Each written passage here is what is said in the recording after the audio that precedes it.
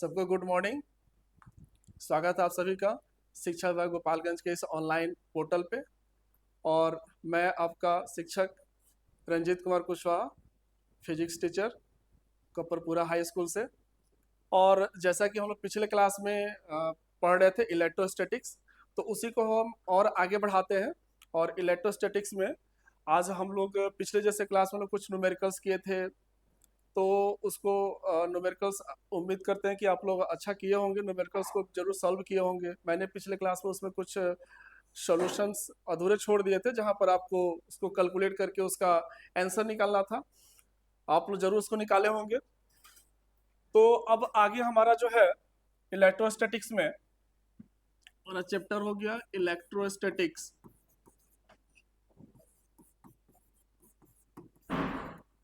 तो आज हम लोग पढ़ने वाले हैं method of charging, methods of charging, यानी आवेशन की विधियां। इसमें कहेंगे इसको हम लोग आवेशन, आवेशन की विधियां। जैसे फर्स्ट लेक्चर में हम लोगों ने जाना था कि किसी भी वस्तु को अगर हम आवेश देना है तो हमारे पास दो तरह के charge carriers, fundamental charge carriers, particles, electron और प्रोटॉन।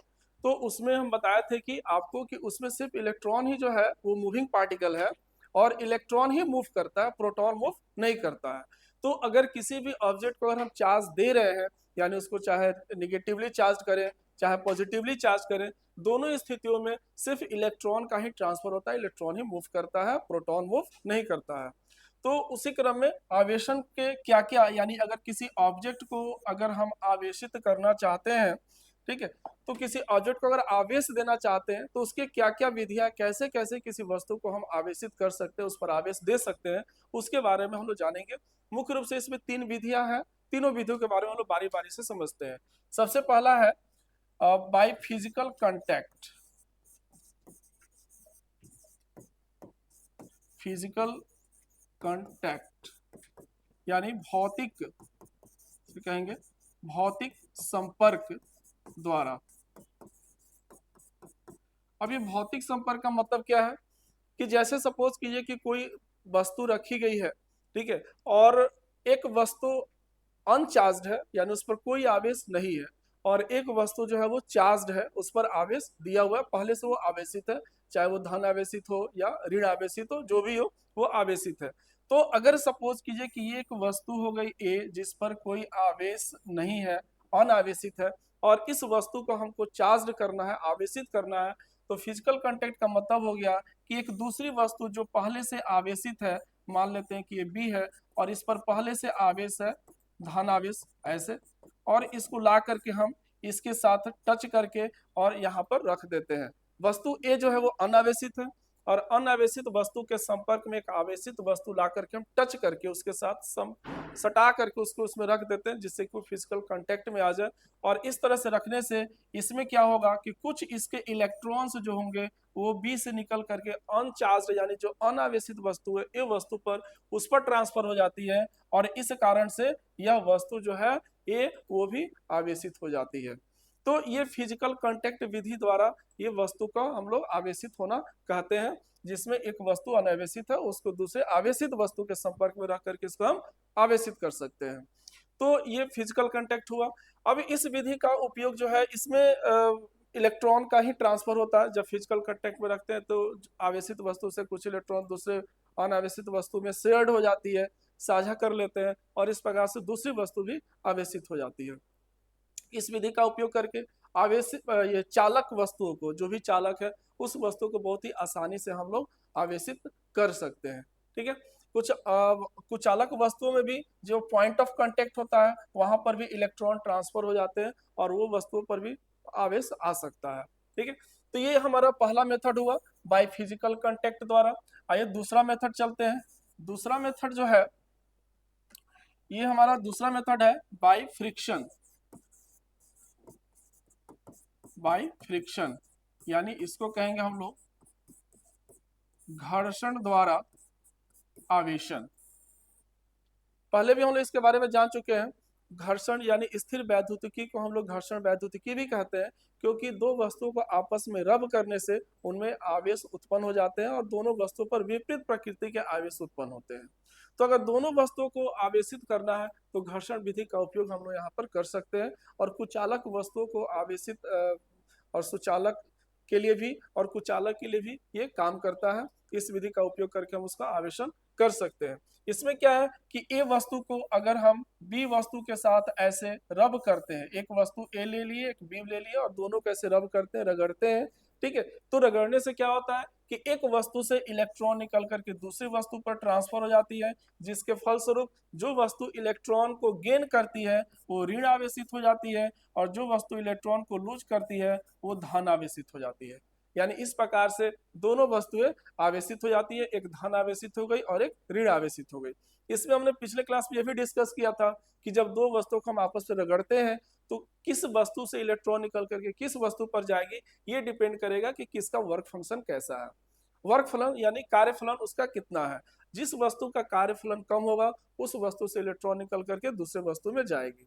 कार्यफलन का मतलब क्या हो गया कि किसी भी वस्तु से इलेक्ट्रॉन को बाहर निकालने के लिए आवश्यक ऊर्जा।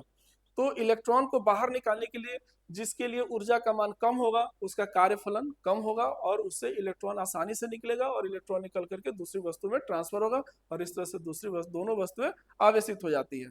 इसमें हम लोगों ने एक एग्जाम्पल भी लिया था कि जैसे अगर हम सूखी बालों में ऐसे कंघी करते हैं, ठीक है, तो सूखी बालों में कंघी करते हैं तो बाल और कंघी दोनों ही आवेशित हो जाते हैं।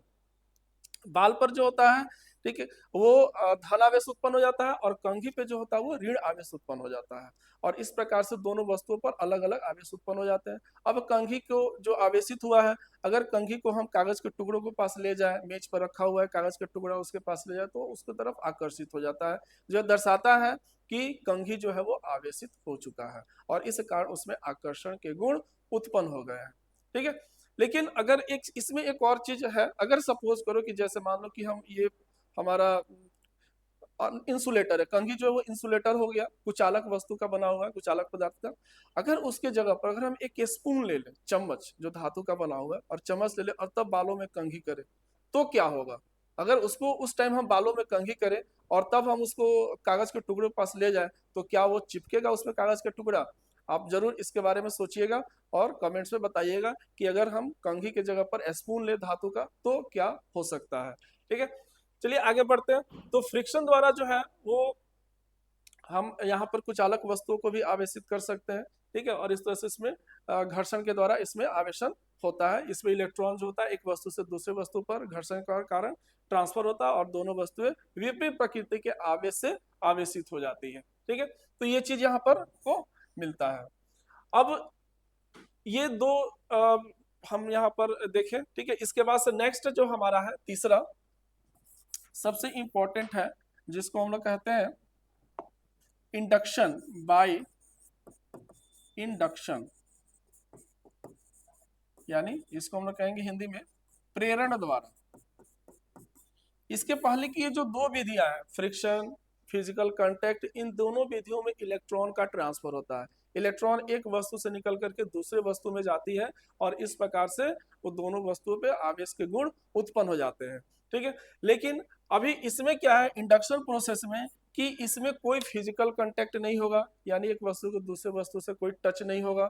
दूसरा, इसमें कोई इलेक्ट्रॉन का ट्रांसफर नहीं होगा, यानी जब टच नहीं होगा तो इलेक्ट्रॉन का ट्रांसफर भी नहीं होगा।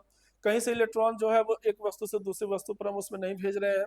ठीक है, इसमें जो वस्तु को उपयोग करेंगे, जो चार्ज कंडक्टर का या चार्ज वस्तु का उपयोग करके हम आवेशन करेंगे उससे इलेक्ट्रॉन उसमें से कहीं उसका न कम होने वाला है न बढ़ने वाला है। ठीक है, लेकिन इसके बावजूद भी वस्तु को हम आवेशित कर पाते हैं। तो इसलिए इस विधि को कहा जाता है प्रेरण द्वारा, यानी इसमें आवेश का चार्ज इलेक्ट्रॉन का कोई ट्रांसफर नहीं होता बल्कि हम उसको प्रेरित करते हैं, इंड्यूस्ड कर देते हैं और उसको बाध्य कर देते हैं और इस तरह से वो चार्ज हो जाता है। तो ये जो मेथड है ये कई चरणों में संपन्न होता है। तो आइए इसको समझते हैं कि इसको हम कैसे इसको हम चार्ज कर सकते हैं। तो इसमें जो है इंडक्शन में चार प्रोसेस हो गया। फर्स्ट स्टेप समझते हैं। इसमें क्या करते हैं कि एक चालक वस्तु हम यहाँ पर लेते हैं और इस चालक वस्तु को इसका नाम देते हैं ए और इसको हम एक नॉन कंडक्टिंग या सब्सटेंस पर या एक इंसुलेटिंग स्टैंड पर इसको हम रख देते हैं। तो ये हमारा फर्स्ट स्टेप हुआ, एक कंडक्टर लिए और उसको एक नॉन कंडक्टिंग स्टैंड पर हम उसको हमने ऐसे रख दिया। ठीक है, अब नेक्स्ट में क्या करते हैं कि इसको, ये जो हमारा नॉन ये कंडक्टिंग बॉडी है, इसके संपर्क में नहीं, मतलब इसके नजदीक में एक चार्ज्ड बॉडी या चार्ज्ड ग्लास रड को हम ले आते हैं। एक ग्लास रड हो गया जो कि चार्ज्ड है, मान लेते हैं कि ये धनावेशित है। अब इसके संपर्क में लाते हैं। बस ये ध्यान रखना है, ये जो ग्लास रड है इससे टच ना करे, इसके बहुत क्लोज रखेंगे लेकिन उसको टच नहीं करना चाहिए। अब जैसे ही इसको ला करके रखते हैं तो ये जो कंडक्टिंग बॉडी है, तो कंडक्टिंग बॉडी में इलेक्ट्रॉन्स होंगे उसके सरफेस पे पाए जाते हैं। तो जितने भी यहाँ पर, और चूंकि ये इलेक्ट्रॉन्स और प्रोटॉन्स दोनों मतलब न्यूट्रल है, इस पर कोई चार्ज नहीं है, तो डेट मीन्स कि इस पे नंबर ऑफ इलेक्ट्रॉन्स और नंबर ऑफ प्रोटॉन्स या number amount of negative charge और अमाउंट ऑफ पॉजिटिव चार्ज, ये दोनों जो होंगे इक्वल होंगे। तो जैसे ही इसको हम इसके संपर्क, इसके पास लाते हैं नजदीक में, तो ये जो पॉजिटिव ग्लास रड है, तो ये क्या करेगा कि इसका जो भी निगेटिव चार्ज है, वो निगेटिव चार्ज को वो अपने तरफ अट्रैक्ट कर लेगा। तो इसका जो भी निगेटिव चार्ज होगा इसके तरफ अट्रैक्ट हो गया, और जैसे निगेटिव चार्ज अलग हुआ तो हम यहाँ पे कंसीडर कर सकते हैं कि इसका जो पॉजिटिव चार्ज होगा वो निश्चित रूप से अपोजिट सरफेस पर जमा हो जाएगा। तो इसके निगेटिव चार्ज और पॉजिटिव चार्ज जो है दोनों एक दूसरे से सेपरेट हो गए, अलग अलग हो गए। निगेटिव चार्ज इस सरफेस पे, सामने वाले पृष्ठ पे, और पॉजिटिव चार्ज अपोजिट पृष्ठ पे कलेक्ट हो गए। तो ये हमारा सेकेंड स्टेप होगा, और ये कब होगा, जब हम चार्ज्ड ग्लास रड को यहाँ पर ला करके रखेंगे। और हमने यहाँ पर कंसीडर के लिए, यहाँ पर हमने ग्लास रड जो लिया है वो पॉजिटिवली चार्ज लिया है, तो पॉजिटिवली चार्ज लिया है तो इसलिए यहाँ पर निगेटिव चार्ज इस पे अट्रैक्ट हो रहा है। अगर हम यहाँ पर निगेटिव लें तो पॉजिटिव अट्रैक्ट होगा, निगेटिव इस साइड हमारा कलेक्ट हो जाएगा। ये सेकेंड स्टेप हुआ। अब क्या करते हैं थर्ड स्टेप में। थर्ड स्टेप, ये जो ग्लास रड है, इस ग्लास रड को जहां पे है वैसे ही हम उसको रखते हैं। ये ग्लास रड पॉजिटिवली चार्ज्ड है, ये जैसे यहाँ पे रखा हुआ है वैसे ही इसको हम यहाँ रखते हैं। और ये निगेटिव अब यहाँ पर रखे हुए हैं, तो निश्चित रूप से ये जो निगेटिव चार्ज है वो इसके द्वारा यहाँ पर अट्रैक्ट हो जाएगा। और अब ये जो दूसरा जो पार्ट है, इसका मतलब अपोजिट सरफेस पे जहाँ पे पॉजिटिव चार्ज कलेक्ट हुआ है, इसको क्या करेंगे, अगर हम इसको ग्राउंडिंग कर दें, ग्राउंडिंग। अब ग्राउंडिंग करने का मतलब क्या हुआ, ग्राउंडिंग करने का मतलब हुआ कि उसका संपर्क जो है हम जमीन से कर दें। ठीक है, तो जमीन से अगर इसको कर दे ग्राउंडिंग कर, इसको भूतरित करना भी हिंदी में लोग कहते हैं। तो जैसे इसको जमीन से इसका संपर्क करेंगे तो इसका जो भी पॉजिटिव चार्ज जो इसके अपोजिट सरफेस पे जमा था, वो सब पॉजिटिव चार्ज जो होगा वो इस रास्ते जमीन में ट्रांसफर हो जाएगा। ठीक है, अब ये ग्राउंडिंग हम कर कैसे सकते हैं, एक तो कि हम वायर लिए और इसको कनेक्ट कर दिए और जमीन में ऐसे टच कर दिए तो वो भी ग्राउंडिंग हो गया। ठीक है, साधारण तौर पर हम लोग घरों में भी वायरिंग वगैरह करते हैं तो ग्राउंडिंग करते हैं, तो भी इसी तरीके से होता है। लेकिन यहाँ पर हम क्या करें, एक दूसरा तरीका भी है कि जैसे मान लेते हैं कंडक्टिंग बॉडी है तो, और हम एक्सपेरिमेंट कर रहे हैं, तो अपने हाथ से भी अगर इसको टच कर देंगे तो भी ये ग्राउंडिंग की तरह काम करेगा, क्योंकि हमारा बॉडी भी कंडक्टिंग है और इसको हाथ से टच करेंगे तो ये पूरा जो चार्ज होगा वो हमारे बॉडी से होते हुए जमीन में चला जाएगा। तो इस प्रकार से भी उसको कर सकते हैं टच करके, और इसको हम ग्राउंडिंग कर सकते हैं। तो जैसे ही ग्राउंडिंग किए तो इसका पॉजिटिव चार्ज जो भी था वो सब चला गया जमीन के अंदर, और सिर्फ यहाँ पर बच गया निगेटिव चार्ज। अब क्या करते हैं नेक्स्ट स्टेप में, ये हमारा नेक्स्ट स्टेप। और फिर यहाँ पे ये जो हमारा नॉन कंडक्टिंग स्टैंड पर इसको हम रखे हुए हैं। अब पहले हम क्या करते हैं कि जो ग्राउंडिंग वाला जो सिस्टम है, ग्राउंडिंग वाला जो सिस्टम है, जैसे हाथ से टच किए हैं या वायर से जैसे भी ग्राउंडिंग किए हैं, उसको हम पहले हटा देते हैं। तो जैसे ही इसको हटाएंगे तो पॉजिटिव चार्ज तो सब जमीन में चला गया। और फिर दूसरा क्या, इसको पहले फर्स्ट इसको हटाएंगे और तब सेकंड में, फर्स्ट में इसको और सेकंड में ये वाला हमारा glass rod, charge glass rod है, इसको हटाते हैं। तो जैसे ही इसको भी हटाते हैं तो ये जो निगेटिव चार्ज है, अब ये निगेटिव चार्ज इसके पूरे सरफेस पर रीडिस्ट्रीब्यूट हो जाएगा और यूनिफॉर्म रूप से रीडिस्ट्रीब्यूट होकर के इस पूरे बॉडी को निगेटिवली चार्ज्ड बना देगा। और इस प्रकार से इसमें हम ना ही कहीं इलेक्ट्रॉन को ट्रांसफर किए, ना फिजिकल कांटेक्ट में लाए, ना ही इस ये जो चार्ज बॉडी है इसके चार्ज में कमी हुई, लेकिन यह इस तरह से ये जो वस्तु है कंडक्टर ए है वो निगेटिवली चार्ज हो गया, ऋण आवेशित हो गया। तो इस विधि को हम लोग कहते हैं प्रेरण विधि, यानी चार्ज को हमने इसमें इंड्यूस्ड कर दिया, उत्पन्न कर दिया, ठीक है, इस प्रेरण के द्वारा। ठीक है, तो इस तरह से ये ऋण आवेशित हो गया। अगर मान लेते हैं कि हम जो ग्लास रड जो पॉजिटिव लाए हुए थे, अगर ये निगेटिवली चार्ज होता तो हमारा ये पॉजिटिवली चार्ज बॉडी प्राप्त होता। अगर निगेटिव ग्लास रड लाते हैं तो पॉजिटिव चार्ज, और अगर पॉजिटिव लाए तो निगेटिवली चार्ज बॉडी हमको यहाँ पर मिलता है। इसमें ऐसे भी हो सकता है, जैसे एग्जाम में ऐसे भी हो सकता है कि जैसे हम एक बॉडी लिए हैं, हो सकता है कि दो बॉडी भी हो एक साथ। जैसे सपोज करो यहाँ पे एक और एग्जांपल हम ले लेते हैं, एक बॉडी ए है और एक बॉडी बी है, और दोनों को हम नॉन कंडक्टिंग स्टैंड पर ऐसे रख दिए हैं। ठीक है, और यहाँ से नॉन कंडक्टिंग स्टैंड पर रख दिए, और इंसुलेट ये कंडक्टिंग बॉडी है और अनचार्ज है, यानी इस पर कोई आवेश नहीं है।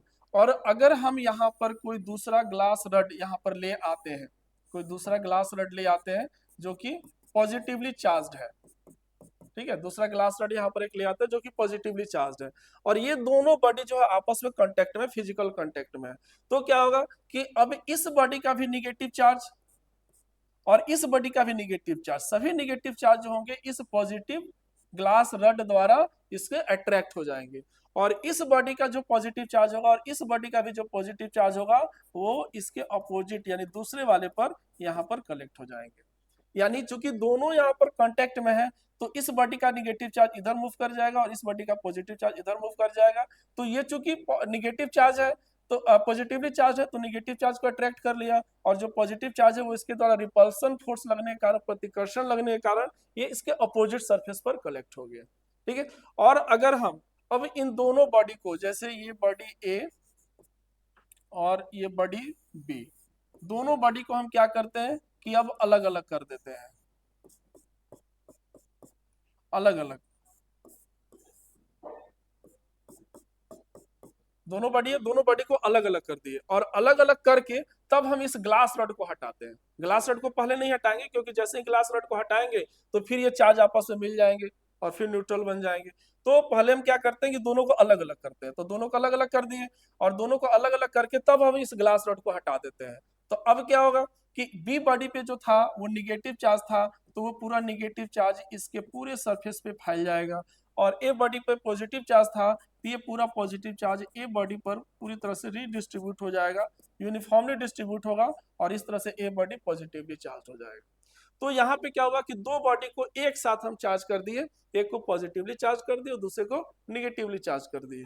तो इंडक्शन का बहुत ही पावर है, इंडक्शन के फलस्वरूप हम लोग दो बॉडी को एक साथ भी आवेशित कर सकते हैं, अपोजिट चार्ज से, एक को धन आवेशित और एक को ऋण आवेशित।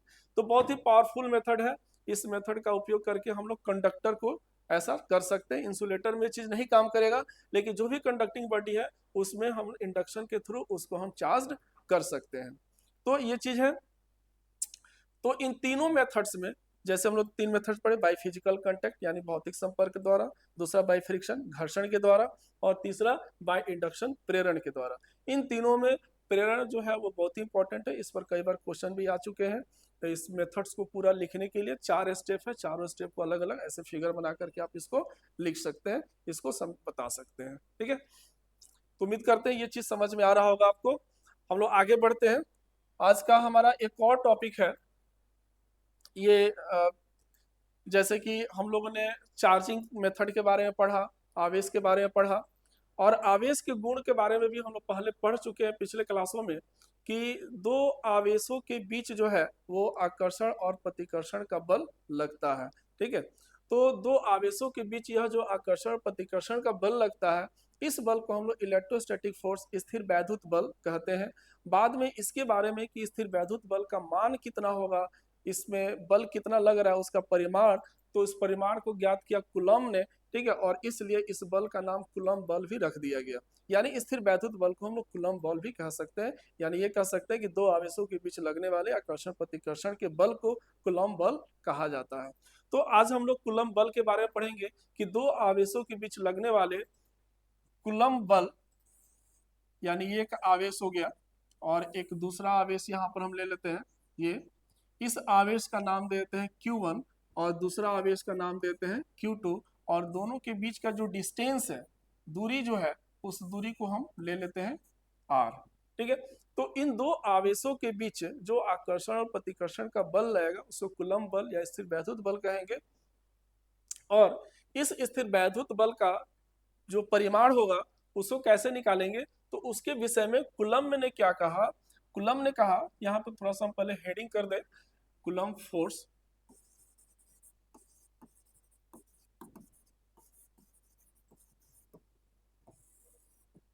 ठीक है, या कूलम्ब फोर्स के बारे में हम लोग पढ़ रहे हैं।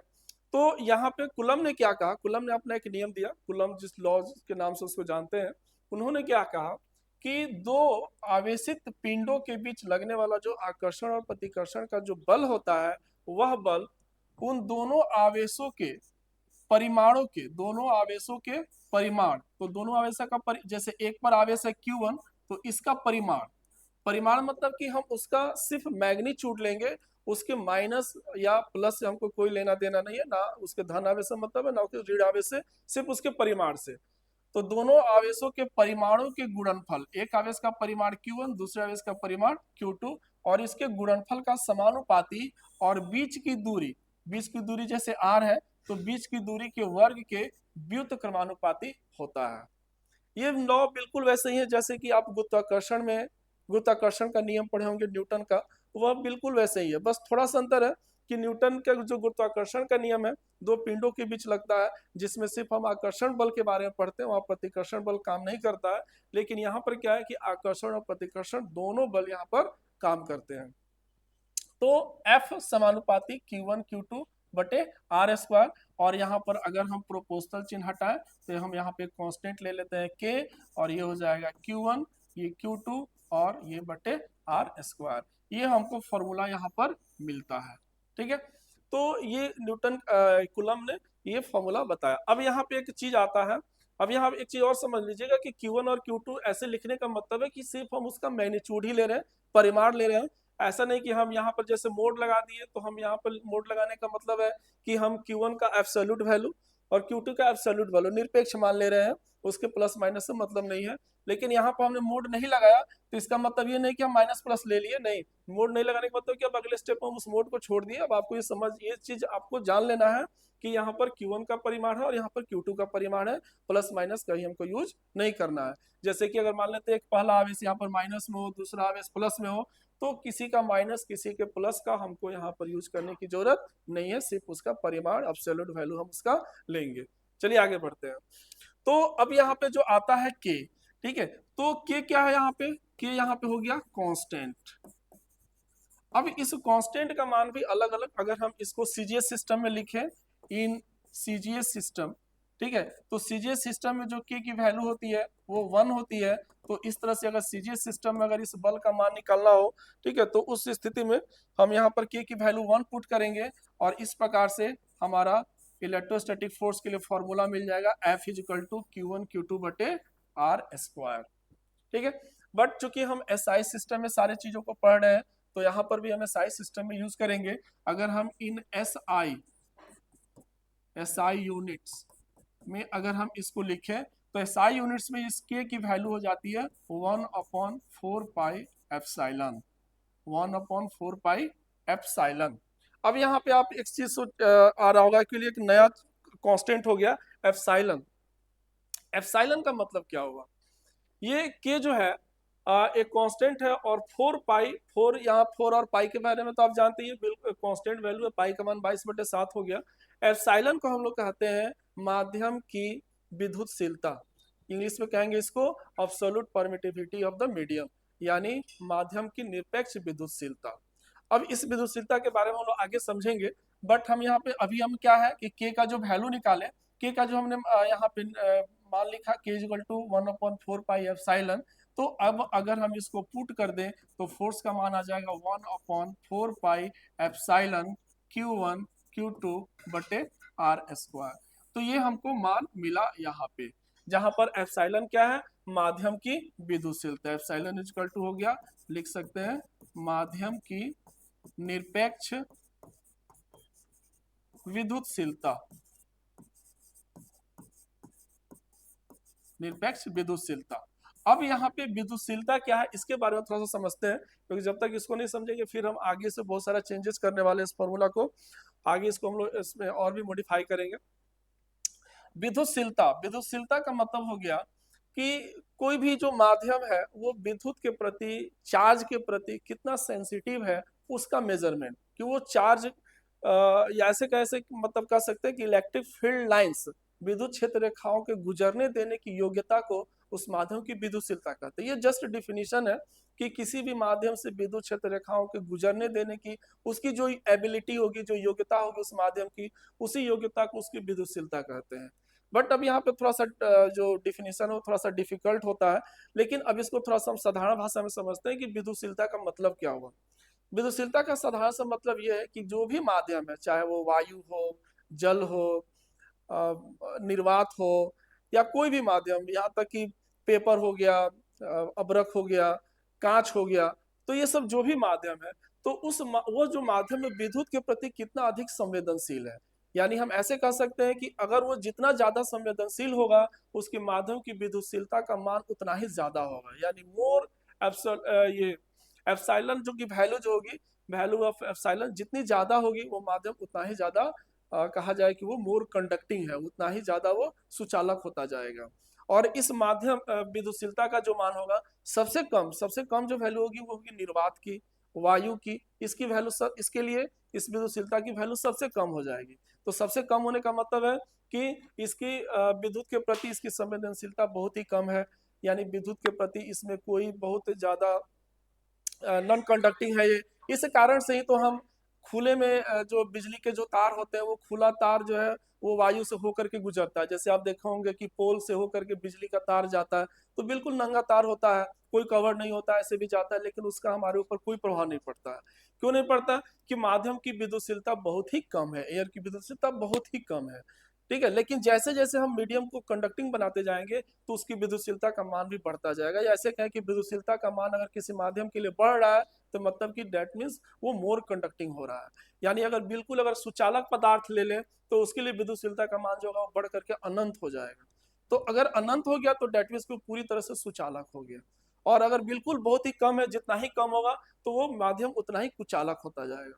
तो एप्सिलॉन जो होता है वो माध्यम की विद्युतशीलता का मतलब यही होता है कि वो माध्यम किस प्रकार का, कंडक्टिंग है कि नॉन कंडक्टिंग है, इंसुलेटिंग है, किस तरह का माध्यम है। यानी लेस वैल्यू दैट मीन्स कि लेस कंडक्टिंग, मोर वैल्यू मोर कंडक्टिंग, और जितना ज्यादा होता जाएगा उतना वो कंडक्टिंग मीडियम होता जाएगा। तो ये माध्यमिक विद्युतशीलता अलग से भी इसको हम लोग डिफाइन और इसकी वैल्यू वगैरह हम लोग आगे भी पढ़ेंगे। अब यहाँ पे क्या है कि अभी हम लोग बताएं कि माध्यम में सबसे कम जो विद्युतशीलता है वो एयर या वैक्यूम की होती है, निर्वात की विद्युतशीलता सबसे कम होती है। तो अगर निर्वात की विद्युतशीलता सबसे कम है, तो अगर हम उसको एक स्टैंडर्ड वैल्यू मान लें, स्टैंडर्ड वैल्यू, तो उसको हम लोग नोट कर दे एप्सिलॉन नट। तो एप्सिलॉन नट का मतलब क्या हो गया? वायु या निर्वात, वायु या निर्वात की विद्युतशीलता। तो वायु या निर्वात की विद्युतशीलता को अगर हम सबसे कम उसकी विद्युतशीलता होती है, तो उसको हम एक अलग सा नाम दे दिए एप्सिलॉन नॉट, और इसको हम एक स्टैंडर्ड वैल्यू बना दिए। स्टैंडर्ड यानी एक मानक मान बना दिए। ठीक है, और यह मानक मान यानी सबसे कम हो गया, स्टैंडर्ड वैल्यू हो गया। अब इस मानक मान से बाकी दूसरे माध्यमों की विद्युतशीलता को हम कंपेयर करके लिख सकते हैं। अब ऐसा क्यों कर रहे हैं हम? क्योंकि हमारे पास तो हर एक माध्यम की विद्युतशीलता का मान एप्सिलॉन है। तो यहाँ पर क्या है कि हर एक माध्यम की जो विद्युतशीलता, जो अब्सोल्यूट विद्युतशीलता जो होती है, निरपेक्ष विद्युतशीलता जो होती है, उसकी मान बहुत लंबी लंबी फिगर में होती है। ठीक है, तो सारे माध्यम की विद्युतशीलता को उतना याद रखना बहुत ही कठिन कार्य है।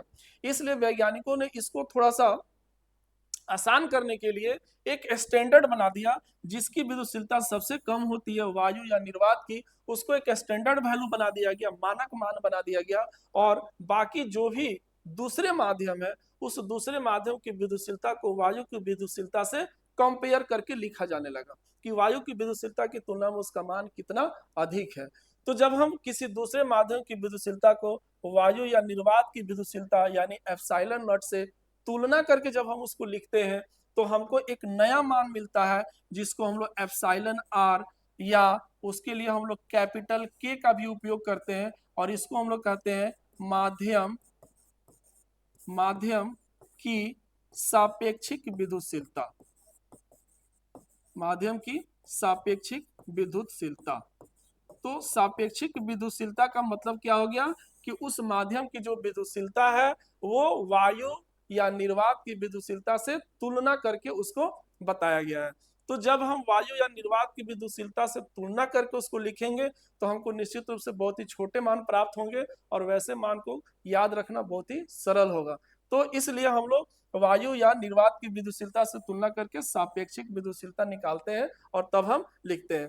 तो अब सापेक्षिक विद्युतशीलता निकालेंगे कैसे? अगर हम इसको देखें एप्सिलॉन आर या एफ के की वैल्यू तो कैसे लिखेंगे? तो माध्यम की विद्युतशीलता बटे वायु की विद्युतशीलता, फॉर्मूला यही होगा, माध्यम की विद्युतशीलता बटे वायु की विद्युतशीलता। और इस प्रकार से हमको फॉर्मूला मिल गया के बराबर एप्सिलॉन अपॉन एप्सिलॉन नट। और यहाँ से हमको एक और चीज भी मिल गया, यहाँ से अगर हम एप्सिलॉन का मान निकाले तो एप्सिलॉन नट इंटू के मिल जाएगा। तो ये एक बहुत ही इंपॉर्टेंट फॉर्मूला है, यानी किसी भी माध्यम की जो विद्युतशीलता एप्सिलॉन है उसको दो तरीके से हम यहाँ पर दो राशियों के गुणनफल के रूप में लिख सकते हैं, एक वायु की विद्युतशीलता गुने उसकी सापेक्षिक विद्युतशीलता। तो अब हमारा ये जो फॉर्मूला आ रहा था F equal to 1/4 pi epsilon Q1 Q2 बटे आर स्क्वायर, अब इस फॉर्मूला में हम एप्सिलॉन के जगह पर चाहें तो एप्सिलॉन नट इंटू के का उपयोग कर सकते हैं और इस प्रकार से ये जो फोर्स का मान हो जाएगा 1/4 पाई एप्सिलॉन नट इंटू के और Q1 Q2 बटे आर स्क्वायर। तो अब ये जो हमारा फॉर्मूला मिला ये वार्षिक फॉर्मूला मिला जिसका उपयोग हम लोग न्यूमेरिकल बनाने के लिए न्यूमेरिकल बनाने के लिए इसका उपयोग हम लोग कर सकते हैं। अब इसमें भी देखो, इसमें क्या है कि एप्सिलॉन नट के साथ के आया है, तो कोई भी ये जो परावैद्युत माध्यम यानी वायु को छोड़ करके अगर कोई दूसरा माध्यम है तो उसके लिए इस फॉर्मूले का उपयोग हम लोग करेंगे। तो वायु को छोड़ करके या कोई भी परावैद्युत माध्यम के लिए इस फॉर्मूले का उपयोग हम लोग कर सकते हैं। लेकिन अगर स्पेशली अगर ये कहा जाए कि हमारा जो माध्यम है वो सिर्फ वायु है या निर्वात है, आवेश जो है वो वायु में रखे गए हैं, निर्वात में रखे गए हैं, तो उस स्थिति में अब अगर हम चाहें तो वायु के लिए के का मान हम निकाल सकते हैं। वायु के लिए जैसे वायु के लिए के का मान, तो के लिए फॉर्मूला क्या है? एप्सिलॉन अपॉन एप्सिलॉन नट। तो एप्सिलॉन क्या है? माध्यम की विद्युतशीलता। माध्यम क्या है हमारा यहाँ पर? वायु। तो वायु की विद्युतशीलता हो गई एप्सिलॉन नट। और बाय डिफॉल्ट फॉर्मूला में नीचे वायु की विद्युतशीलता होती है, तो वायु की विद्युतशीलता से यानी एप्सिलॉन नट से एप्सिलॉन नट कैंसिल, तो के का मान आ गया 1। तो इस प्रकार से अब इस फॉर्मूले को अगर हम स्पेशली एयर के लिए लिखना चाहें तो एयर के लिए लिख सकते हैं 1/4 पाई एप्सिलॉन नट Q1 Q2 बटे आर स्क्वायर। तो अब ये जो फॉर्मूला हमारा निकला, ये फॉर्मूला फॉर द एयर यानी वैक्यूम में या एयर में अगर दो आवेश हैं तो उसके बीच अगर बल निकालना है तो उस बल निकालने के लिए इस फॉर्मूले का उपयोग हम बेधड़क करेंगे। बट अगर मान लेते हैं कि वो माध्यम एयर के अलावा कोई दूसरा है, जैसे जल में रखा गया है आवेश या किसी दूसरे माध्यम में रखा गया है आवेश, तो फिर हम लोग इस फॉर्मूले का उपयोग करेंगे क्योंकि ये फॉर्मूला स्पेशली एयर के लिए ही है या वायु एयर या वैक्यूम के लिए। दूसरा कोई भी माध्यम होगा तो फिर इस फॉर्मूले का उपयोग करेंगे और इस फॉर्मूले में के जो होगा जिस तरह का माध्यम होगा उस तरह के माध्यम के लिए के का मान दिया गया होगा क्वेश्चन में, तो वहां पर के का मान आप वहां पर पुट करके और तब बल का मान निकाल सकते हैं। तो ऐसा हमको अब ये साइलन की जरूरत हमको पड़ती क्यों है? इसलिए पड़ती है कि ये जो दो आवेशों के बीच जो लगने वाला आकर्षण और प्रतिकर्षण का बल है जिसको हम कूलम्ब बल या स्थिरवैद्युत बल कहते हैं, और ये जो बल है यह बल बीच के माध्यम पर डिपेंड करता है। जैसे हम ग्रेविटेशन में आप पढ़े होंगे तो ग्रेविटेशन में गुरुत्वाकर्षण बल जो होता है वो बीच के माध्यम पर डिपेंड नहीं करता, वहां पर एक कांस्टेंट आता है जिसको सार्वत्रिक गुरुत्वाकर्षण नियतांक कहते हैं।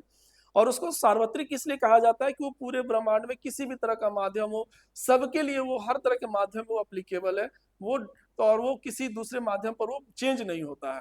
लेकिन यहाँ पर क्या है कि बीच का माध्यम बदलने पर बल का मान जो होता है वो चेंज होता है, इसलिए हमको यहाँ पर माध्यम की विद्युतशीलता की जरूरत पड़ती है और एक कांस्टेंट यहाँ पर हम लेते हैं और तब उस कांस्टेंट का उपयोग करके हम सॉल्व करते हैं। ठीक है, अभी इसमें बहुत सारी चीजें हैं, जैसे हमने ये एप्सिलॉन निकाला तो एप्सिलॉन का यूनिट क्या होगा, डायमेंशन क्या होगा, उसकी वैल्यू क्या होगी, फिर ये जो कांस्टेंट है 1/4 पाई एफ साइलन नॉट, इस 1/4 पाई एफ साइलन नॉट का वैल्यू क्या होगा न्यूमेरिकल में, इसमें न्यूमेरिकल सॉल्व करते समय इसकी वैल्यू हम क्या लेंगे।